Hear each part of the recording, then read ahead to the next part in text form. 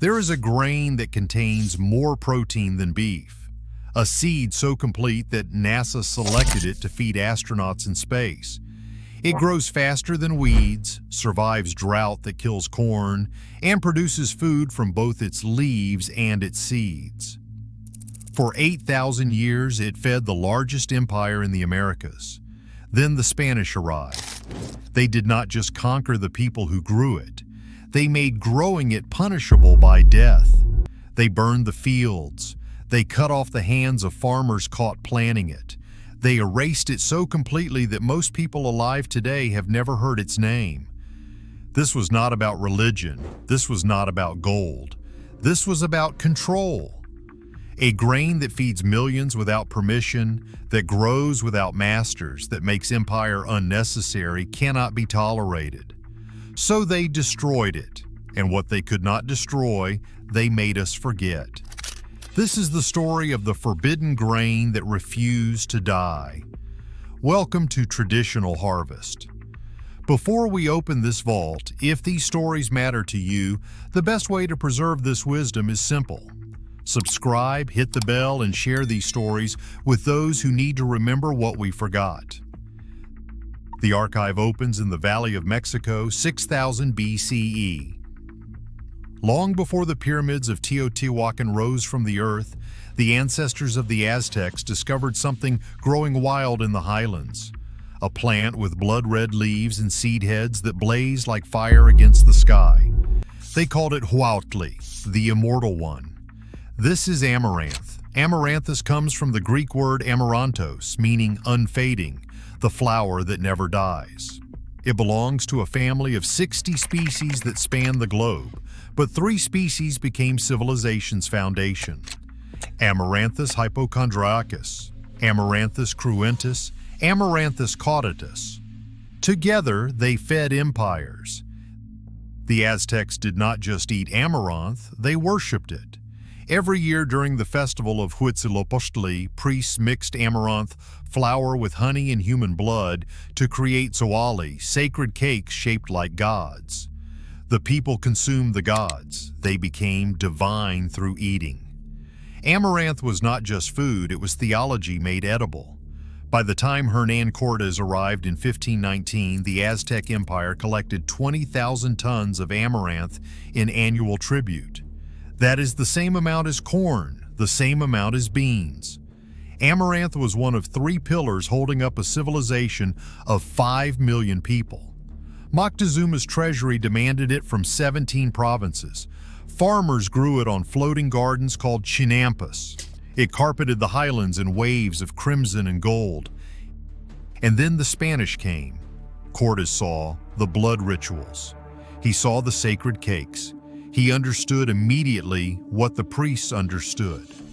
Amaranth was power. Destroy the grain and you destroy the gods. Destroy the gods and you destroy the people. In 1519, Spanish authorities banned amaranth cultivation throughout the conquered territories. Growing it meant punishment. Selling it meant death. Farmers caught with amaranth fields had their hands cut off as a warning to others. This was not exaggeration. This was policy. The Spanish burned amaranth stores. They salted fields. They replaced the forbidden grain with wheat, a European crop that required European seeds, European tools, European control. Within 1 generation, amaranth cultivation collapsed by 90%. Within 2 generations, the knowledge of how to grow it, harvest it, process it began to fade. But they could not kill it completely. Amaranth is not a crop that asks permission to exist. The seeds are tiny, smaller than poppy seeds. One plant produces 50,000 of them. They scatter on the wind. They survive in soil for decades. They germinate in conditions that kill other plants. You cannot burn amaranth into extinction. You can only make people forget how to use it. And that is exactly what happened. For 400 years, amaranth grew wild in the margins.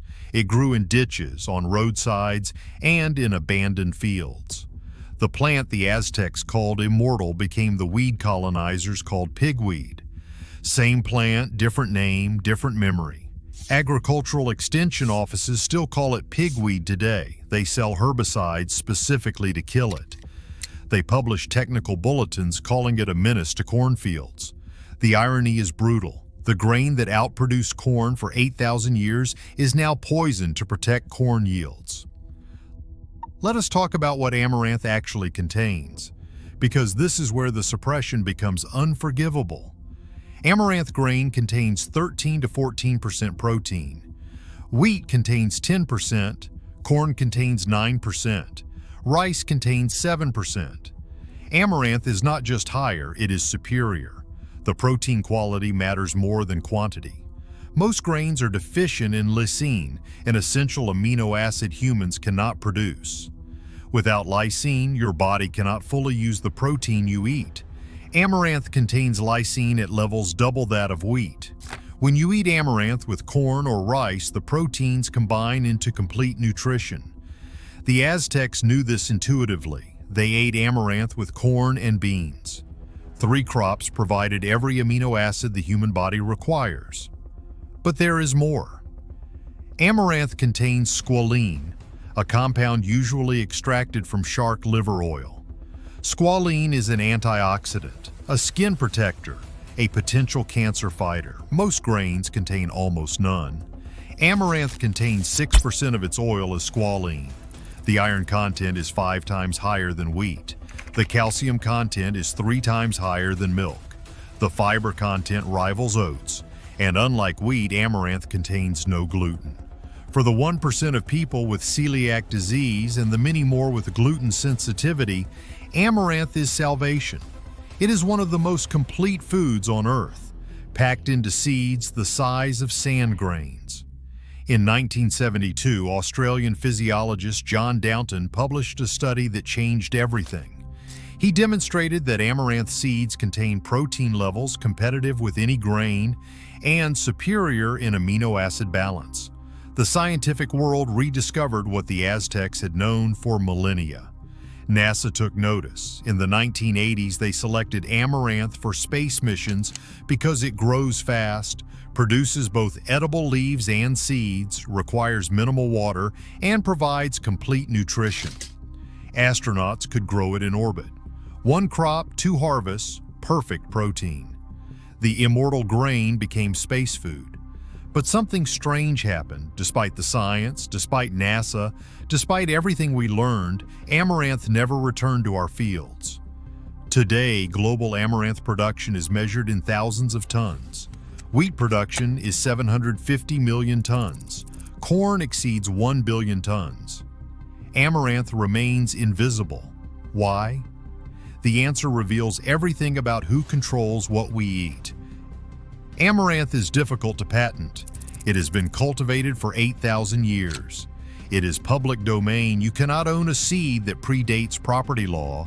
You cannot create dependency when farmers can save seeds and replant forever. Industrial agriculture requires crops that require industry. Wheat needs fertilizers because modern varieties have been bred to be fertilizer dependent. Corn needs pesticides because vast monocultures invite pests.